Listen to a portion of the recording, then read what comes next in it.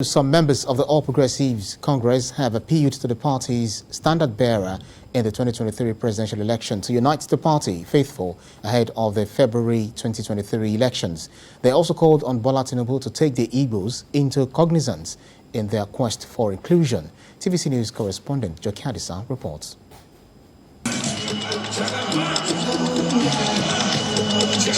It's the climax of many months of political intrigues and horse trading. National leader of Nigeria's governing party, Bola Tinubu, defeats 13 other aspirants to emerge the party's flag bearer. The build-up to the election was tension-soaked. Abdullahi Adamu's declaration of the president of the Senate, Hamid Lawan, as the party's consensus candidate, hours to the special convention, cost more than a stir. But the northern governors rose to the occasion, insisting it is a southern candidate or nothing. Then came the D-Day. The aspirants' manifestos kick-started the election process. They came with messages of hope for a country in the throes of insecurity and economic uncertainties.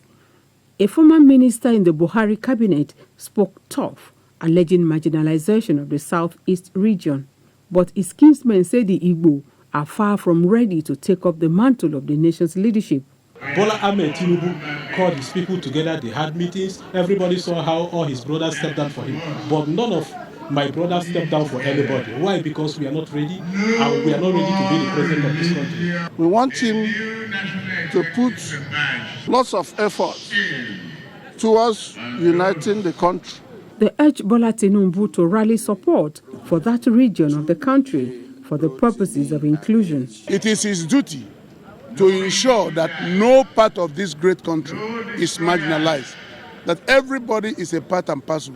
Because my people say, when you are united, you fight very well. And as the battle for the hot seat commences, party faithful insist a Bola Tinubu victory over Abubakar Atiku is sure. No, Atiku is not a threat to us. It's not a threat to us because we know our leader. We know our leader capability, so he can do it. The chances for our candidate to win the presidential election come 2023 is very, very high.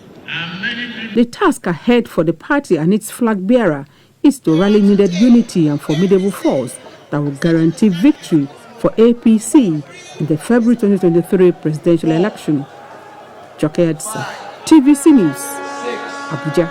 Meanwhile, Dumebi Kachuku has been declared the presidential candidate of the African Democratic Congress following the presidential primary held in Abeokuta, the Ogun State capital, on Wednesday. The chairman of the Electoral Committee, General Ekundayo Opale, announced the result, noting that Mr. Dumebi polled 978 votes to emerge victorious over a former deputy governor of the Central Bank of Nigeria, Professor Kingsley Moghalu, who polled 589 votes. Another 6 aspirants. The presidential candidate, while giving his acceptance speech, promised purposeful leadership to rescue the country from the current challenges facing it, just as he extended the hand of fellowship to other contestants. To Edo State, where the state government has suspended all union activities across the state-owned institutions of learning. The state government issued the directive at the end of the State Executive Council meeting on Wednesday. The order followed the protest by students of Ambrose Ali University, Epoma, over the continued strike by the Academic Staff Union of Universities. A statement by the Secretary to the State Government, Osaro Dion Oge, said the affected unions include ASU, Non-Academic Staff of Universities, Senior Staff Association of Nigerian Universities, Academic Staff Union of Polytechnics, Non-Academic Staff Union of Polytechnics, and all allied unions operating across all state-owned tertiary institutions. Mr. Oge notes that all academic activities are to resume in all state-owned institutions, and all cadre of staff are directed to report to their duty post immediately. President Muhammadu Buhari is currently in a meeting with service chiefs and other senior members of his cabinet. The meeting is expected to appraise the security situation in the country and also develop new strategy to tackle insecurity and other emerging threats to national security. This meeting comes less than a week after scores of worshippers were killed in Owo on Sunday, and also more than 20 people kidnapped in Zamfara by armed bandits terrorizing residents in the northwest region of the country. The security meeting holding at the council chambers as in attendance the Vice President, Secretary to the Government of the Federation, the Chief of Staff of the President, the National Security Advisor, Chief of Defense Staff, General, Chief of Army Staff, Lieutenant General, Chief of Naval Staff, and the Chief of the Air Staff, among others. Benue Group, a United States-based non-profit organization, Mission Africa International, has called on the federal government to do more in addressing the humanitarian needs of the internally displaced persons in Benue State. President of the organization, Oluwaseyo Ajiboye, made the call when he paid Governor Samuel Otom a courtesy call at the government house, Makurdi, after visiting some of the IDP camps. Mayo Okwato reports on this. A three-man delegate is here to speak with Governor Samuel Otom on issues concerning development of the state, particularly zoning rotation of the governorship seats. While presenting a speech, the leader of the delegate appeals to Governor Otom to ensure that issues of governance in the state and allocation of governorship position is not trivialized. He believes that a law enacted by the Benue State House of Assembly concerning this issue and issues of chieftaincy affecting the Zone C will go a long way. We are in a critical stage of this agitation, and what we are demanding is a continuous negotiation appealing to the conscience of our brothers in Zone A and B that we should not tribalize the issue of governance. We anticipate that whatever that is in the process right now after the primaries, Benue Rebel Movement is not antagonistic to it. Ensuring that Benue State remains united, Governor Samuel Otom advises the group to work harder in the agitation in seeking for a Zone C governor. He says dialogue remains the best option as they employ it.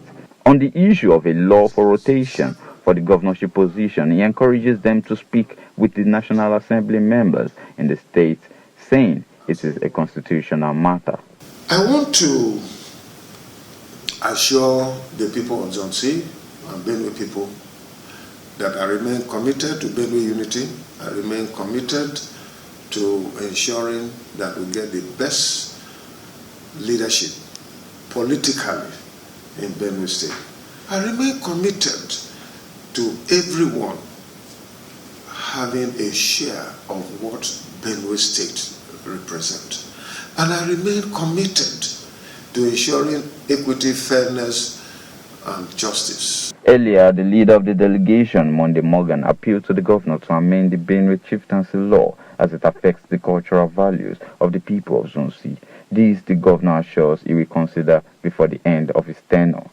Mayowa Okwato, TVC News, Makurdi. In Osun State, the Orogun of Okeila, Oba Adedokun Abolari, has appealed to the federal government and security operatives to give more attention to securing border communities across the country. The monarch was speaking at the handover of patrol vehicle to the operatives of Amotekun in a federal local government. We have this report. Between 2019 and now, operatives of Amotekun in Osun State have recorded some achievements ranging from arrest of kidnappers, armed robbers, illegal miners, and recovery of stolen vehicles and other items. They have also complemented efforts of conventional security operatives in securing lives and property. But the operatives lack enough vehicles to operate, and this prompted Bishop Felix Owolabi to make donation of this patrol vehicle to the corps in Okeila. He believes the step will enhance security in the local government. This donation is mainly intended to show solidarity with security agencies, and at the same time, we do hope that the patrol vehicle can help Amotekun security outfit in a modest way to fight against crimes and provide better and more effective security protection for the residents in Okeila Orogun in particular and also state at large. Last Sunday, scores of worshippers were killed at a Catholic church in Owo, in Ondo State. The Orogun of Okeila, Oba Adedokun Abolari, says effective collaboration and intelligence gathering among security operatives will put an end to such ugly incidents. And security is too important, not even before the crisis that we are presently experiencing, ever before. And there's a need for us to have a template. And the template must come from the top to the bottom. If we are doing it from the bottom now, probably we'll be able to ginger responsiveness from the locals. It was so saddening. We couldn't sleep. We kept on praying and praying. And what can we do? So this is the little we can do for now.